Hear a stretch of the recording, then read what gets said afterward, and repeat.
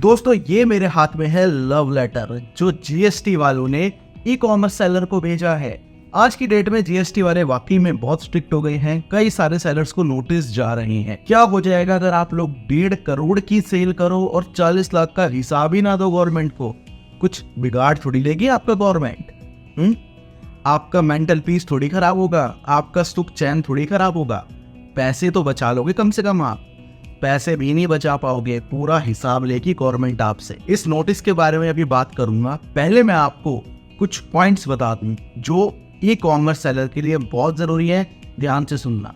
सबसे पहला पॉइंट, जितनी भी आप ऑनलाइन सेल करते हो, चाहे किसी भी प्लेटफॉर्म पे करो, फ्लिपकार्ट पे, अमेजोन पे, मीशो पे, जितने भी ये ई कॉमर्स ऑपरेटर हैं, ये सारी आपकी ऑनलाइन सेल्स की डिटेल गवर्नमेंट को देते हैं।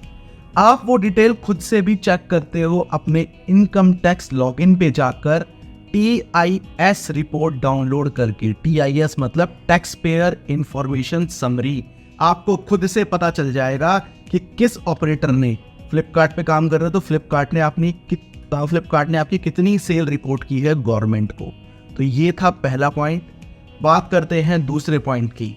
क्या आपको पता है अमेजॉन, फ्लिपकार्ट, मीशो जो भी आपसे कमीशन चार्ज करते हैं उस पे आपको TDS डिडक्ट करना होता है, गवर्नमेंट को डिपॉजिट करना होता है और बाद में उन्हीं कंपनी से वो आपने क्लेम करना होता है। ठीक है, ये सारी बातें सेलर्स को नहीं पता होती हैं। बात करते हैं तीसरे पॉइंट की।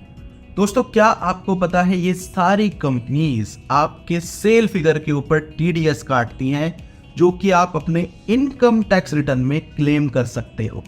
ये था तीसरा पॉइंट। बात करते हैं चौथे पॉइंट की।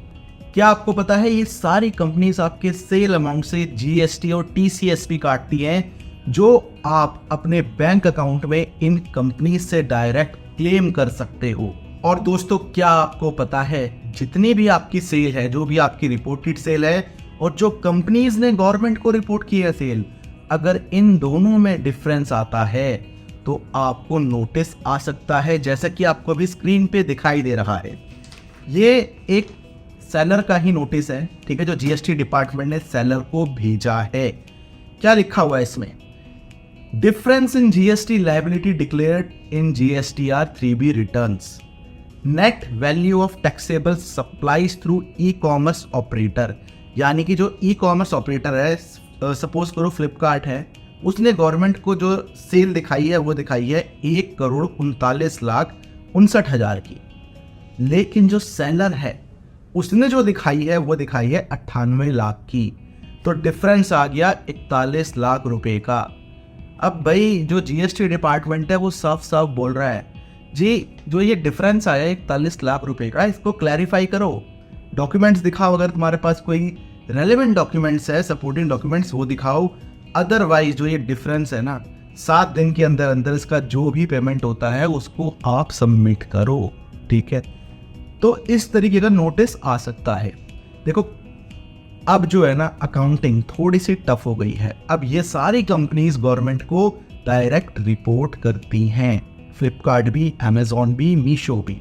तो अब आप ये मत समझना कि आप जो बैंक अकाउंट में पेमेंट ले रहे हो वो अगर कम भी शो कर दोगे तो आप बच जाओगे। ठीक है, ऐसा नहीं है।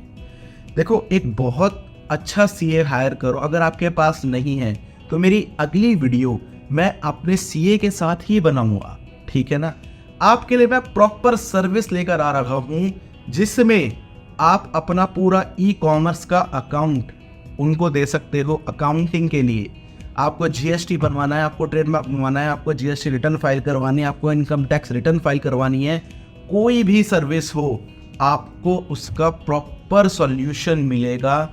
आपको कहीं और जाने की ज़रूरत ही नहीं पड़ेगी। ठीक है, जो मेरा CA है वो ऑलरेडी 200 से ज़्यादा ई कॉमर्स सेलर्स के अकाउंट संभाल रहे हैं, पूरी टीम है उनके पास। तो 1 वीक के अंदर, अक्टूबर के फर्स्ट वीक में मैं वो वीडियो लेकर आ जाऊंगा आपके पास। आपको कॉन्टैक्ट नंबर भी दूंगा, आप डायरेक्ट कॉन्टैक्ट करके अपना ई कॉमर्स का जो अकाउंटिंग है आप उनको दे सकते हो।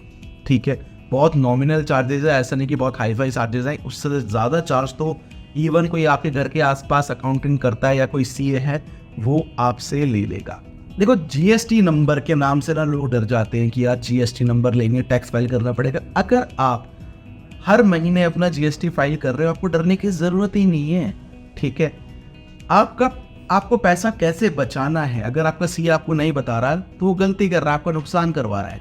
यहाँ पर कैसे पैसा बचाना है कि आपके पास ज़िंदगी में कोई नोटिस ना आए, सब कुछ आपको बताया जाएगा। तो उस वीडियो का वेट करना, और जीएसटी फाइलिंग के मामले में कोई भी आप लापरवाही मत करना, क्योंकि नोटिस आ जाएगा तो वो दिक्कत हो जाएगी।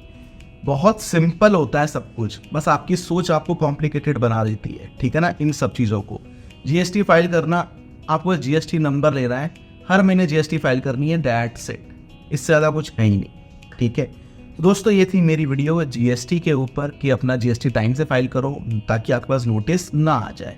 वीडियो पसंद आया तो वीडियो को लाइक कीजिए, चैनल को सब्सक्राइब कीजिए। मिलते हैं अगली वीडियो में किसी और नए फ्रेश टॉपिक के साथ, तब तक के लिए धन्यवाद।